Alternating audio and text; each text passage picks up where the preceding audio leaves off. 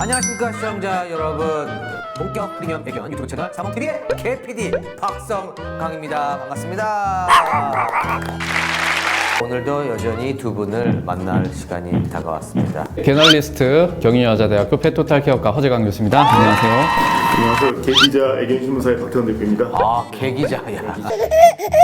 난 개그맨.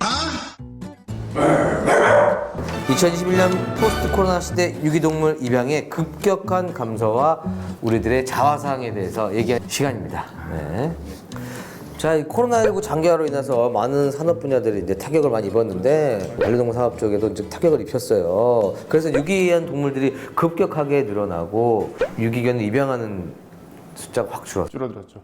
일단 이제 뭐 문화적으로 이 경제가 힘들어지다 보니 버려지는 개들이 이제 많이 좀 늘어났고요. 반면에 애견을 분양하는 분양샵들은 작년에 뭐 사상 최대 매출을 나타낸 데도 있다고 하더라고요.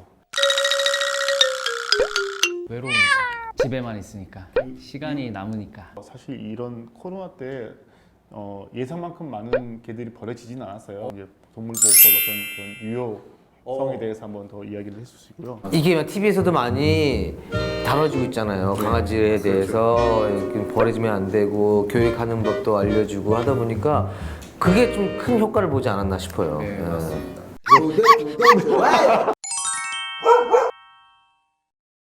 유기동물을 분양할 때요. 저희 유기동물 데려가고 싶으니까 할게요. 그리고 데려오는 게 아니에요. 이게 굉장히 절차가 복잡해요.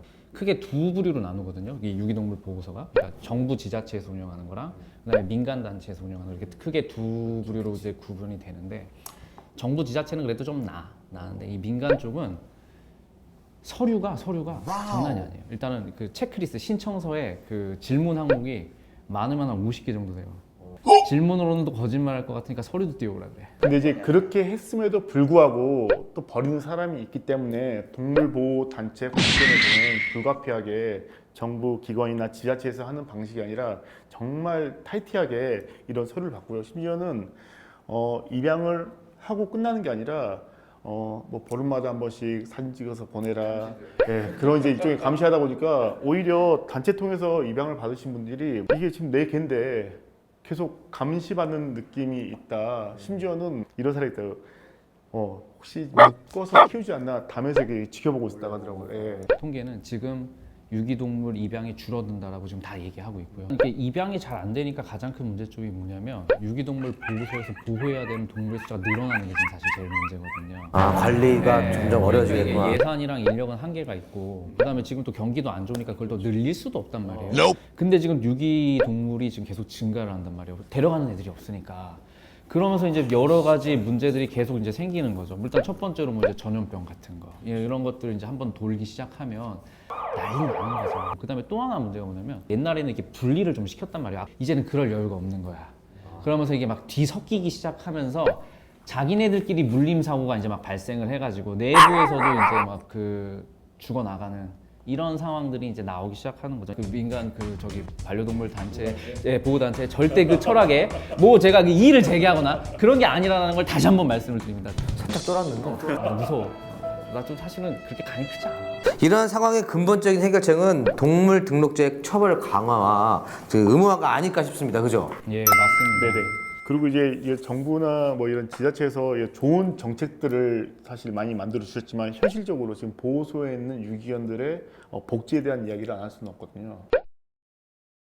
근데 그 제도권은 불가피하게 우리 세금으로 운영이 되다 보니까 사실 그런 개들을 계속 관리되는 게 맞지만 주인 없는 애들은 불가피하게 이제 도태를 시킬 수밖에 없는 거죠. 예전에 저는 이제 한 유기견 3,000마리 정도 보호하는 그런 보호소에서 이제 일을 한 적이 있었어요. 외국 사람 두 사람의 어떤 그런 입양이 가장 인상적이었는데 뭐였냐면 이 3,000마리 개 중에 제일 불쌍한 개가 누구냐? 그럼 그런 애들은 뒷다리가 없다든지 머리 터진 애들을 입양해 가는 거예요. 그래서 한국 사람들은 입양으로 오셔가지고 제일 작은 게 순종, 강아지를 찾는데 그분들은 제일 불쌍한 개를 자기가 데려가겠다. 그래서 제가 물어봤죠. 왜 정상적인 개들도 있는데 왜 이런 개를 데려가냐 했더니 그런 개들은 자기 아니어도 데려갈 사람들 있지 않냐. 이런 애들은 어떤 대안이 없다 보니까 자기가 데려간다라고 얘기를 하더라고요. 보통 우리가 수의사라고 하면 동물을 살리는 직업이잖아요. 근데 그 수의사 선생님은 저희 근무할 때 보통 하루에 100마리 정도 들어오거든요, 평균. 그러면 예전에 들어왔던 100마리를 안락사를 시키는 거죠. 그러다 보니까 저녁마다 술을 드시는 거예요. 그리고 이제 그런 안락사 당할 애들은 아침에 목에다가 비표를 해서 빨간색으로 이렇게 매달아놔요. 사형순처럼. 네. 아, 그리고 이제 관리사가 이제 안락사 시간 돼서 그 애를 이렇게 안고 오는데 걔들은 오랜만에 사람이 자기를 안아주니까 얼마나 좋아요. 이렇게 핥고 빨고. 미쳐. 그 네. 기분 한번 경험해보지 않으면 몰라요. 그래서 이런 애들을 이제 병원에 데려가는 거죠. 네.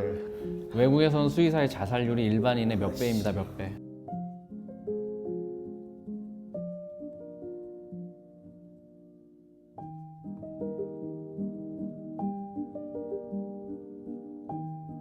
그 일하신 분은 진짜 마음적인, 그러니까 정신적인 쪽으로 너무 힘들 것 같아요. 그거 장난 아니에요, 진짜. 제주도도 지금 어떻게 보면 유기견들이 많아가지고 거기는 휴양도 있고 또 이제 주재원처럼 잠깐 머물다 가시는 분도 있고 그러다 보니까 유기견 보호소가 지금은 2개인데 예전에 하나 있었을 때 거기에 이효리 씨가 살고 있잖아요.